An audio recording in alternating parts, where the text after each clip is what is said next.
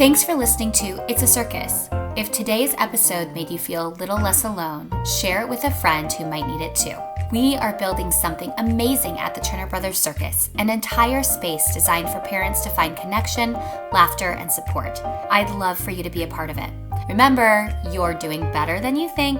Stay grounded, stay real, and embrace that beautiful mess. And as always, the show must go on. Until next time. Hey everybody, before we dive into this episode, I did want to share a quick bio, and this is for Amy. Amy Jo has been a dedicated choral educator since 2007 and is currently in her 6th year at Egan High School in Minnesota.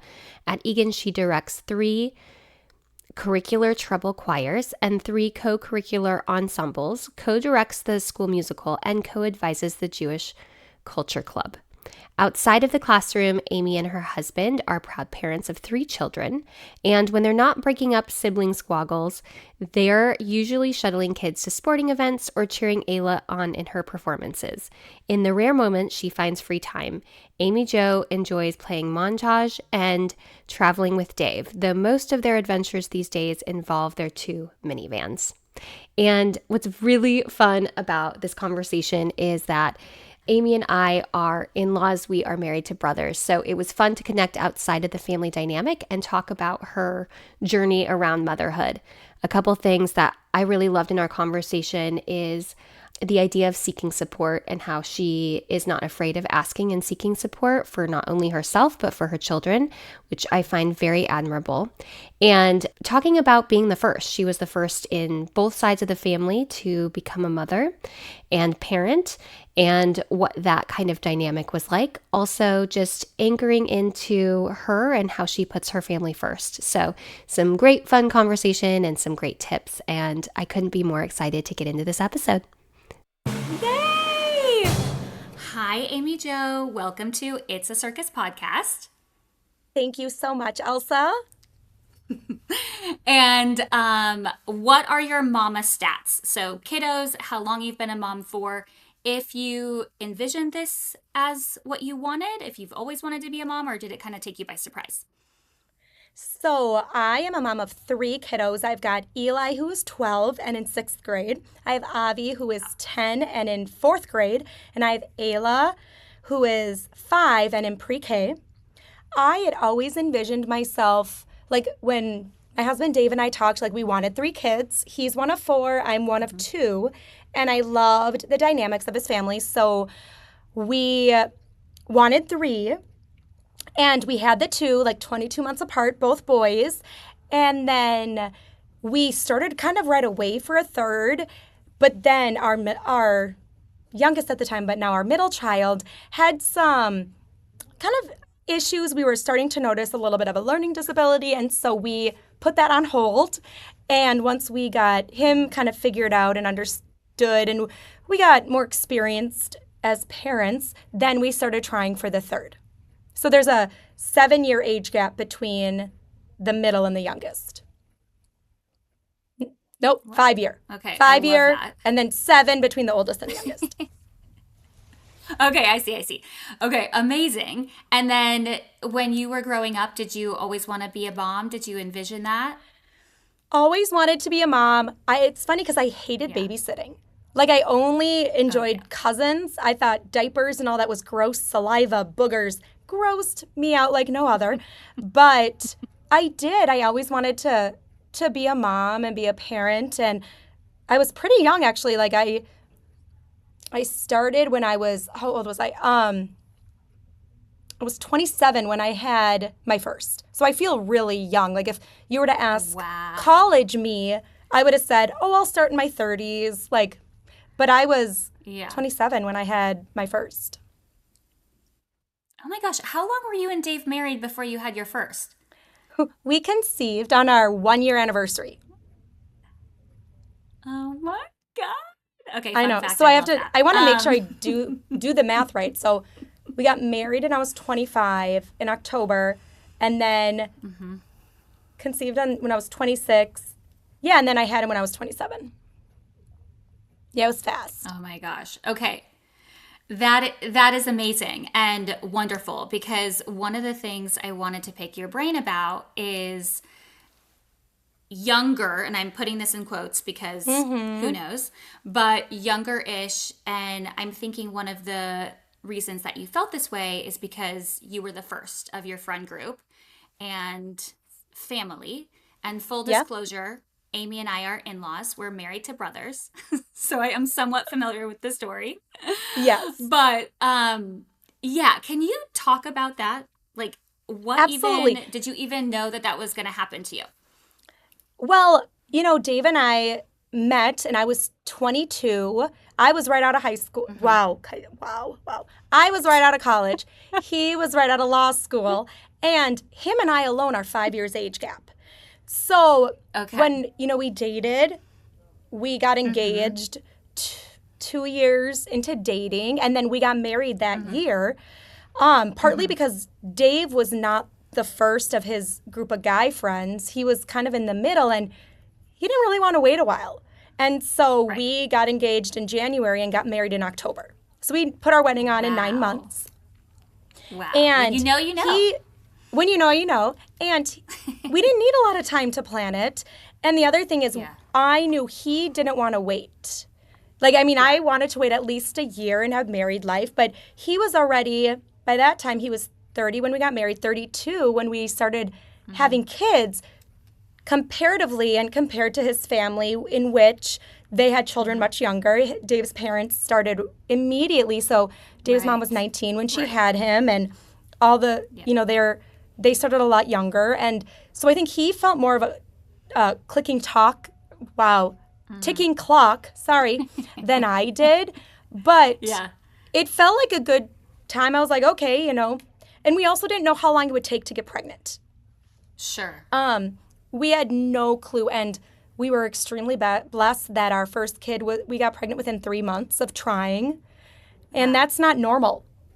No. So Dave was right in the middle of his group of friends in terms of timing, having babies, where I was the absolute first. And so my girlfriend, it was scary because we would go to a baby class and we got the book, what not to waste your money on. And so I didn't have anyone to reach out to. So I would reach out to some of Dave's friends, but they also were a few years older than me. And so what worked for them might not necessarily work for me. Yeah. So I just felt changes, between year to year. Yeah. So I didn't really know who to ask questions about with parenting. And so I ended up, whether it was being pregnant or the first year of experiencing being a newborn, I would actually talk to my coworkers and people I worked with at school because it was just right there. It really stressed me out to go online.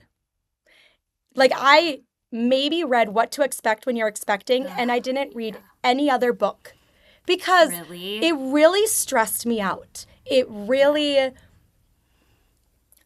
I doing this right and this wrong and I can't do this? I felt it much more organically. And if I had a question, I would ask. But even in the newborn phase, I loved, the first 3 months were I loved it. And I felt really comfortable with a newborn baby. Now, that is the exact opposite of my other sister-in-law that's married to my brother, who the first 3 months were so stressful. And I think I was lucky because Eli was a really good sleeper, and so that allowed me to feel comfortable in it. But when my girlfriends all started having babies, they would text me middle of the night. Yeah. Is this normal? Is this normal? And even still, we have a girlfriend who just had a baby, or her second baby, within the past 2 years. They're 15 months apart. And we'll get texts all the time. What about this? What about this? And it's so fun to all respond and to hear everybody go, that's normal. Sleep regression. Yeah. Been there. It'll be okay. And I didn't really have anyone to do that about. So it was kind of lonely sometimes. Because I was the first.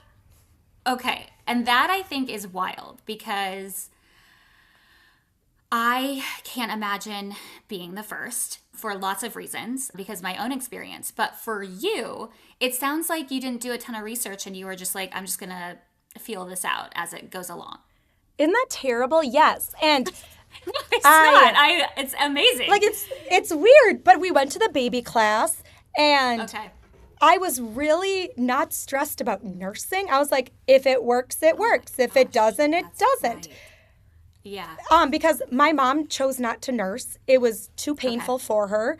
And I really, you hear so much about, and even from Dave's friends of like, oh, you know, it's so important. And then another mom was like, oh, I couldn't do it. And it stressed me out. And so my goal was how not to be stressed when carrying a baby. Yeah.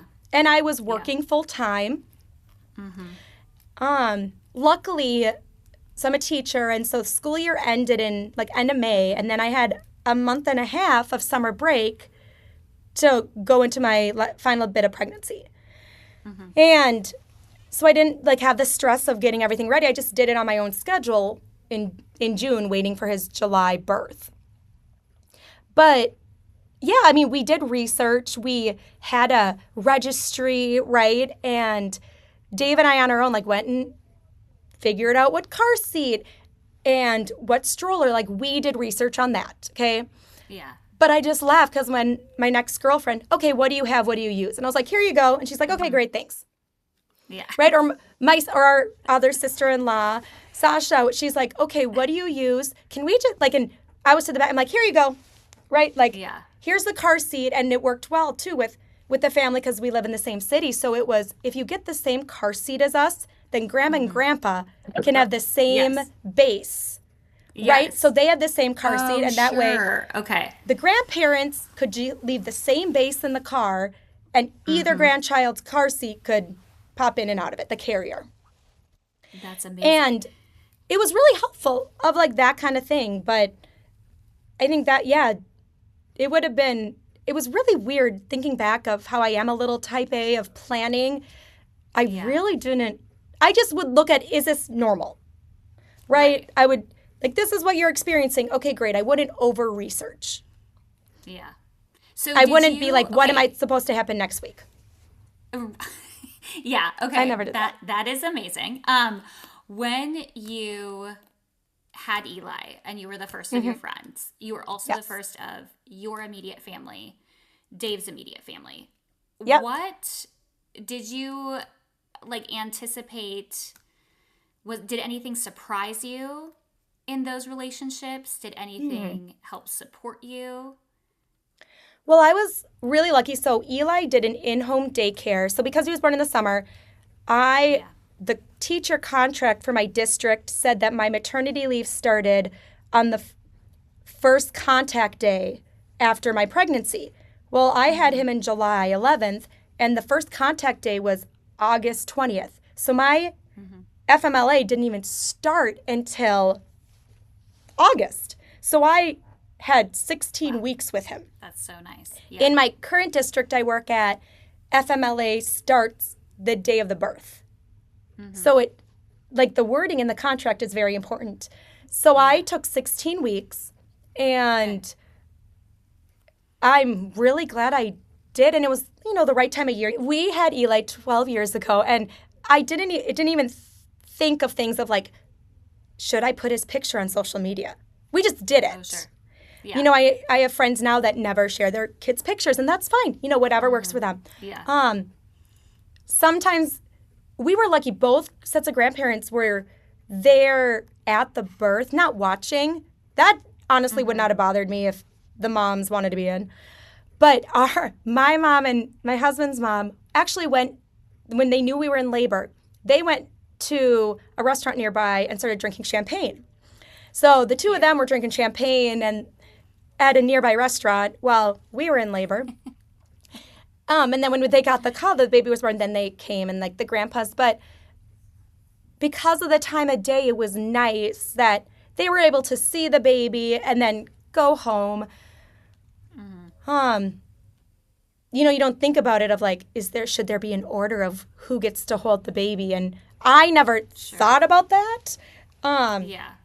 But that's just kind of how it worked. And some people have the rule, nobody at the hospital. Wait till we get home. And I think it's just what's right for you. every couple and family is different. And so we are a very involved family. So like my in-laws, my parents are involved in our lives. And so the first year at daycare, Eli was in an in-home daycare, and then my mom and my mother-in-law, Irina, they swapped Fridays. So there is a bond. They spent like every other Friday with their grandson in a way they weren't able to do with any future grandchild. Yeah. And while Eli might not necessarily feel that tie, I think the grandparents do. And they were all living here. And like your husband, Dimitri, you know, he was around more, and Dave's sister, Gabi, lived in town. So they were Eli's kind of first year of life, whether it was, even though they were gone for college and other things, they were around more now. Okay, yay. So being the first and having it, and obviously you don't know any different, but you're kind of, you know, unintentionally setting the tone, and Eli too, especially, right? Like setting the tone, your oldest, setting the tone for all of that. Now that you look back, is there anything that you would tell yourself or change, or any advice for anyone that is the first of their family and their set of friends? I think you just need to trust your instincts, and you need to trust your family schedule. Because you might make family mad when it's nap time, when it's bedtime. You can't adhere to, you know, if Thanksgiving used to be at 2 o'clock, maybe it can't be at 2 o'clock anymore because of the kids' schedule. And it's so, and so you just need to say and always do kind of what's best for your baby. Because, but then again, some parents might be like, oh, schedule doesn't matter. But for us, we were really schedule based. Like, nap is at this time. You need to go down in your bed or in a crib. We don't want you sleeping in the car seat. The other thing is plan ahead. So like, we know when everyone gets together for Thanksgiving, we always have like, you know, a sibling date night. So making sure I have a babysitter ready to go, that stuff. But I think just communication of like, so Thanksgiving, we have a long day. We start at my folks' house, and then we go to the Churner side. And so my kids are on for 7-8 hours of the day. And I think Dave and I just are conscious of like, okay, if we're getting to one house at this time and we know we're leaving at this time, we need to make sure we split it pretty evenly. And even though like one house, my family's Thanksgiving is much smaller, we owe it to both family to split time and be equitable between, you know, the two families. And because they are important to both sides, regardless of, you know, how many people are there or the activities. So I'm lucky we make things work right now. We don't know what's going to happen in the future. There's a chance my in-laws could sell their house and move Thanksgiving to a different state. And if that were to happen, we would have to choose. So we wouldn't be able to do Thanksgiving every year. It would be every other year. Like my brother and his wife do. They do every other year between Chicago and the Twin Cities. And so my hope is that doesn't happen, but I don't have to pay for airfare every year like you do. Yeah. So it's, you know, I think it's important we all get together, but some pull more weight than others sometimes with every Thanksgiving. Totally. So something that I'm hearing that is like so important, and you've said it a couple times and I love it, is to trust your own instincts. So what got you to know that that is the path forward? I think communicating with with Dave and prioritizing what are our goals. So we know if a big day is coming up, we need to make sure, and like when he was a baby, we would be like, okay, if we know he needs to take a nap, then we're going to take a nap at Grammy's house, and we're going to go early so we can get him down and be on a schedule. And then communicate with my folks being like, hey, can we move this so that it works better with the baby schedule? Or maybe we eat while he's napping so that we can have time together. And because he's not going to eat anyway, right? He's a baby. And so I think figuring with your significant other, your partner, what are our priorities of the day? Is it to keep a consistent schedule for our kids? Is it that we're expecting our kids to eat at one meal, both meals? And giving those expectations to the kids. Are you spending the night ahead of, like, letting the kids know, yep, we're going to spend the night. If you don't want to, mom's going to go home, dad's going to spend the night. Just, I think, planning as much as you can. And the hardest thing, I think, for us is that when we get to the events where family is there, we ourselves want to hang out with the other adults. Of course. And the kids want to hang out with us. And so it's finding that balance of who's watching the kids, who's playing with, like, because we ourselves want to be with the adults. But just, people might not like your answer, but when they themselves are parents, they're going to totally get it. Yeah. And if they're not parents, that's okay. We are doing what we think is best for our child at that time. And whether people judge us, that's fine. It's down to Dave and I to have that, to be on the same page about that. That's the number one thing. Yeah. Okay. I love that. I think from, my experience, I think that is a very hard thing to do, especially when you haven't done it before in the past. And then all of a sudden you have these little humans and you're like, wait a second, this actually comes before dinner time, before, whatever else. So I think that is. And what's really hard is what I've had to do as well is wherever we're going, had to ask ahead of time, when do you plan on eating? Or when do you plan on food being ready? Because that was the hardest thing is we'd go to someone's house and we're hanging out there for 2 hours. My kids are getting crabby. And so whether it's feeding them right before we leave, knowing that when we go to this house, they always eat later than we do, prepping. But it takes experience. But I think that's the biggest thing is my kids right now in their lives eat dinner at 5:30 because they get home from school. They're starving and then we're going off to sports. Other houses don't do that because maybe parents work until 6 o'clock, right?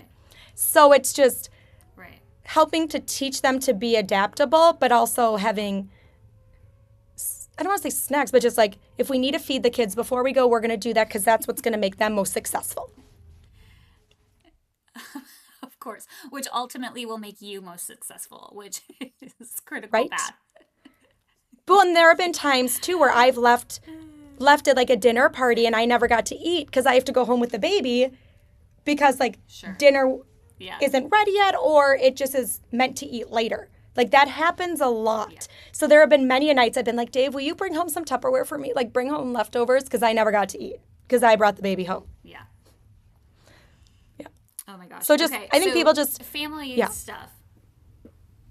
What about socially with your friends? Was there any big adjustments? Oh my gosh. Socially, did you lose any friends? Dude, what happened? Didn't lose any friends. With Eli, we brought him everywhere. We were the cool parents. It was our friend's 30th birthday. We brought him to a bar in his little carrier. We thought we were so cool because he would be up, right? He would nap and then he'd be up and then he'd nap. Yeah. So we'd go for an hour and then go home. Mm-hmm.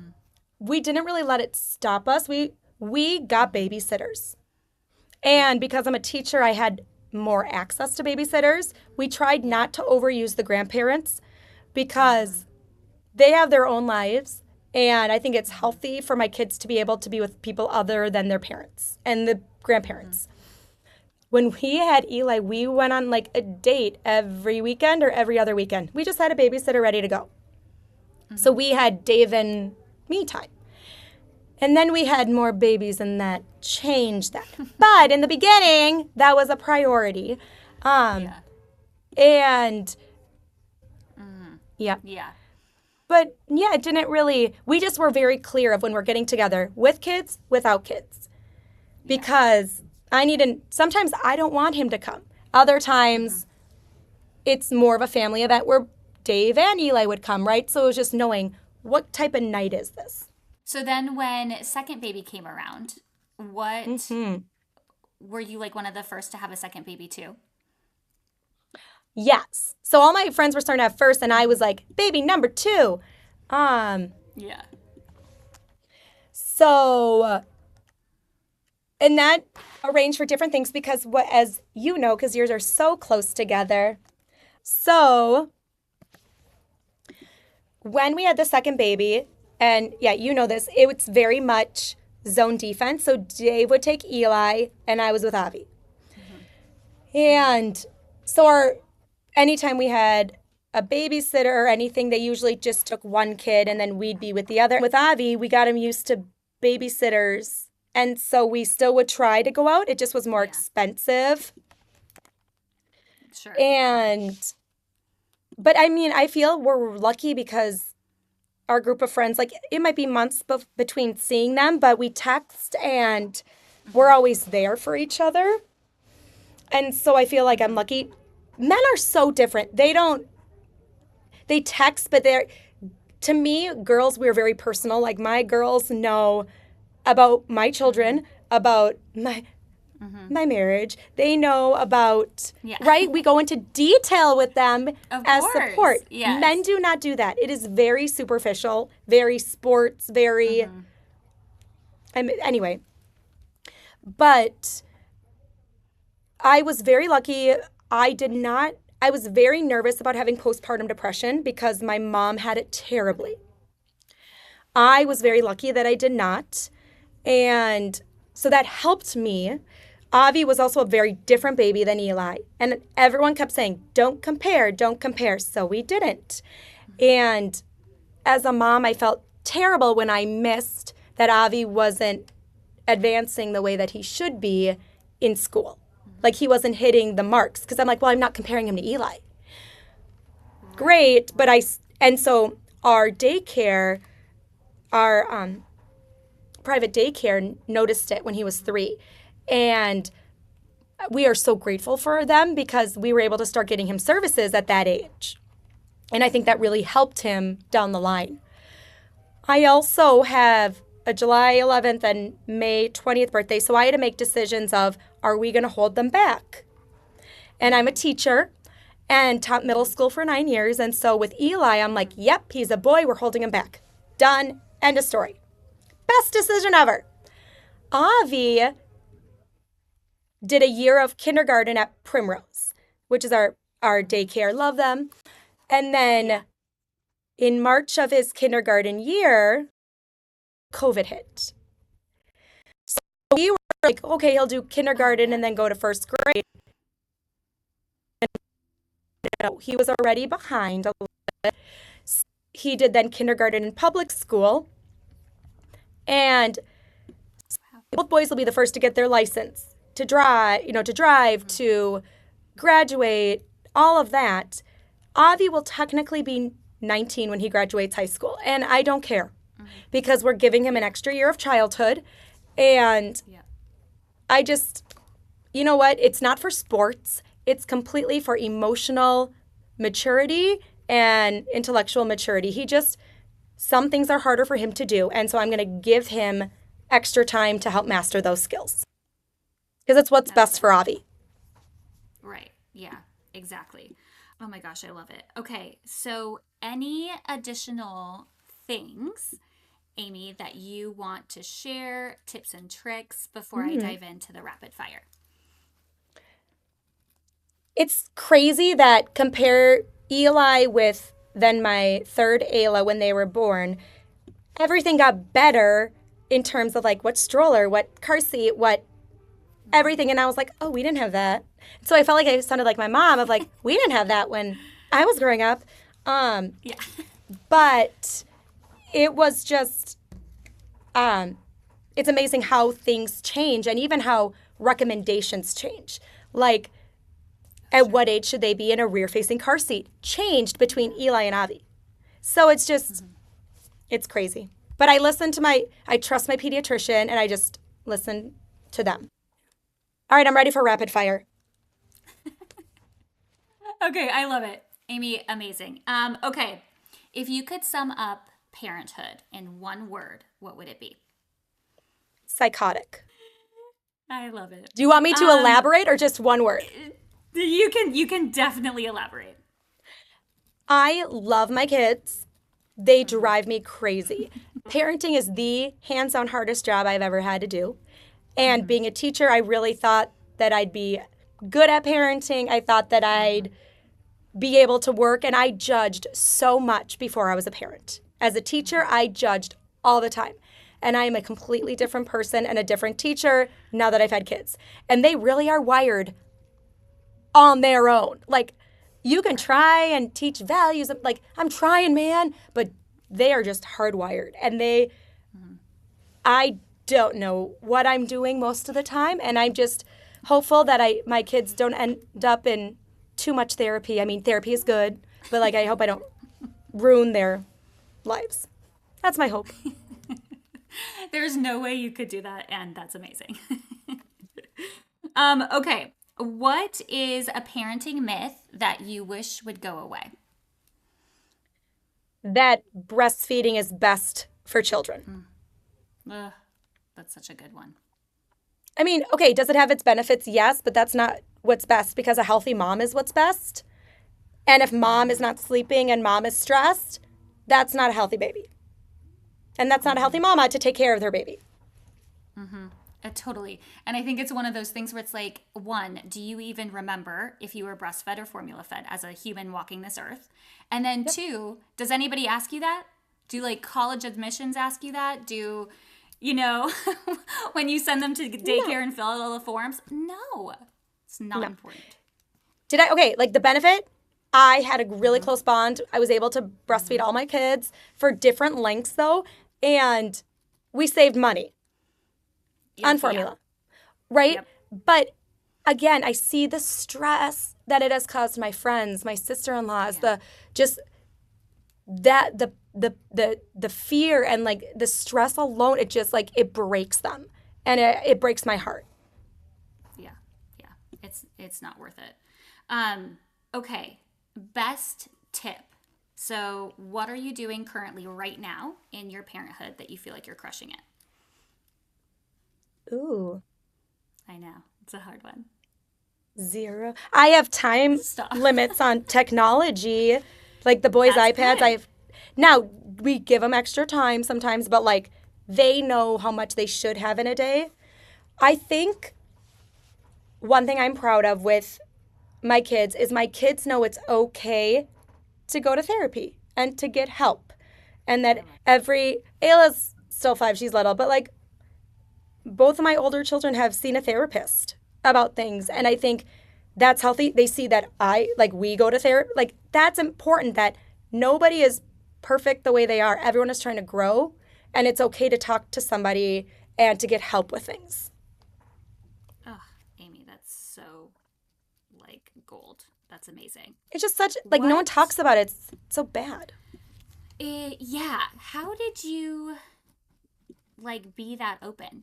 Because I also remember when, there would be times where you would like update us on like Avi, and it was like very comfortable, and you were just very matter of fact. And I would always be like, wow, I'm so impressed by that.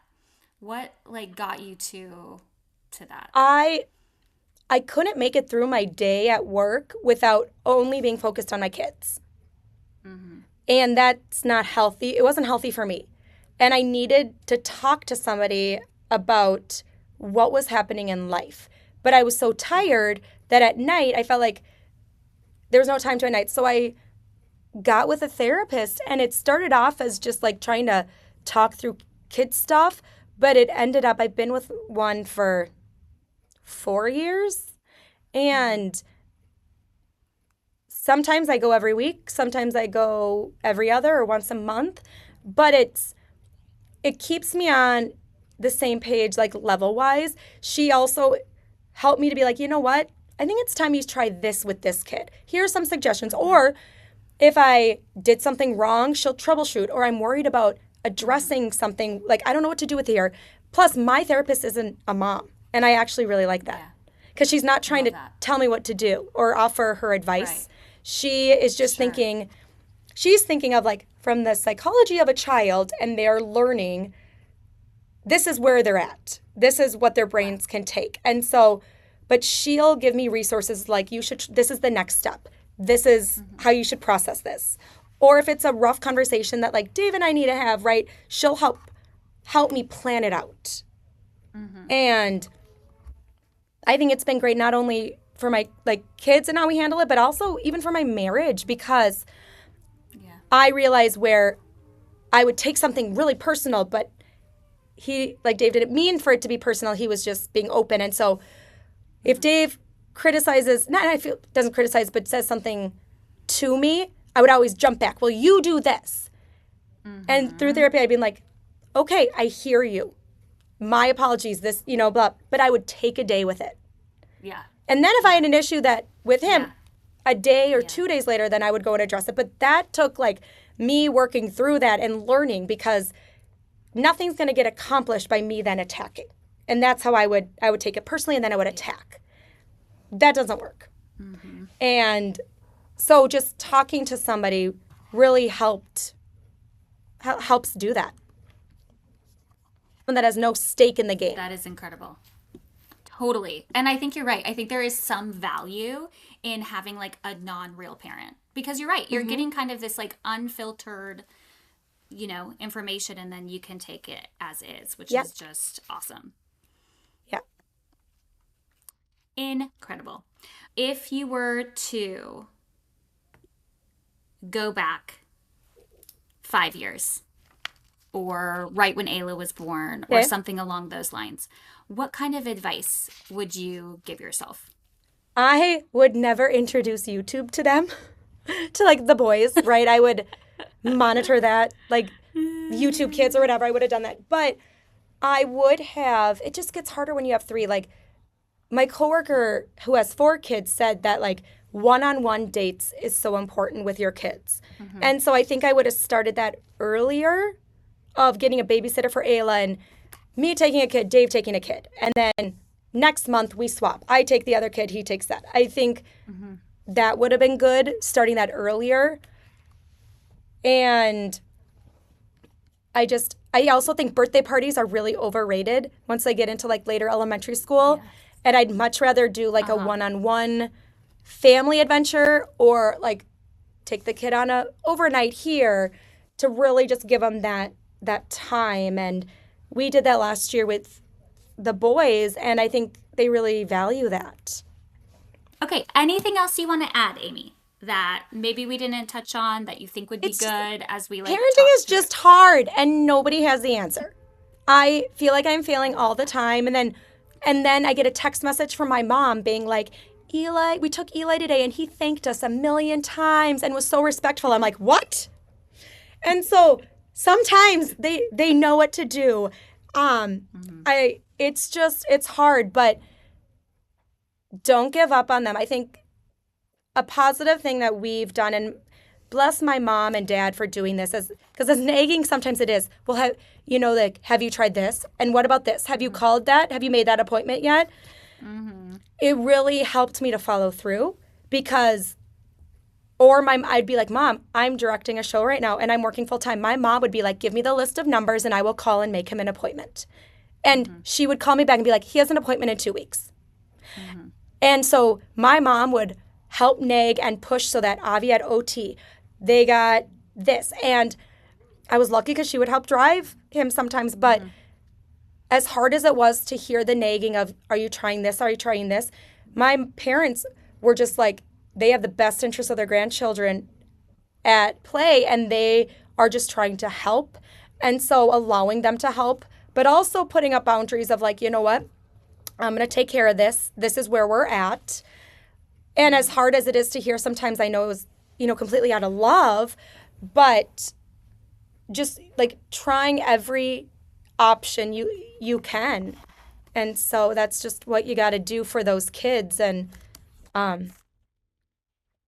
because there are things that I didn't even know existed, and they've been hard for our family, but we're we sign them up and we just get them to the appointments or do this because we're willing to try anything to help them feel better, or understand their emotions better and stuff. I see a lot of parents that would go back and change a lot of things, or don't have the best relationship with their kids. And I want my kids at the end of the day to be my parents would do anything, would try, if I was hurting, they would find a doctor to heal me, right? My parents will take me to any doctor I need to see to help me do better or whatever. Like if you're not doing well in a class, we'll get you a tutor. We'll sit down and work through this. If you need help, we'll find a way. I don't want to be too busy for that. Mm-hmm. That's kind I of, love that, Amy. So yeah, good. that's good. kind of it. But yeah, Okay, it's hard. It's hard. I know. Why is it so hard? I literally didn't think it was going to be this hard. It is, and I hate when people are like, it gets harder the older they are. I'm like, don't tell me that, because that's so true. Like I thought, right, and like I don't want to say that to you, Elsa, but it's bigger kids, bigger problems. So now we're like transcripts, and it's stuff like that just freaks me out. Like I'm so scared of just real life. It's getting real. I know. You almost have teenagers. Jeez Louise. That's crazy. Right? Oh my God. Okay, Amy, thank you so much. I'm really excited. Thank you for no worries. I'm so glad. I loved it. Thanks for listening to It's a Circus. If today's episode made you feel a little less alone, share it with a friend who might need it too. We are building something amazing at the Turner Brothers Circus, an entire space designed for parents to find connection, laughter, and support. I'd love for you to be a part of it. Remember, you're doing better than you think. Stay grounded, stay real, and embrace that beautiful mess. And as always, the show must go on. Until next time.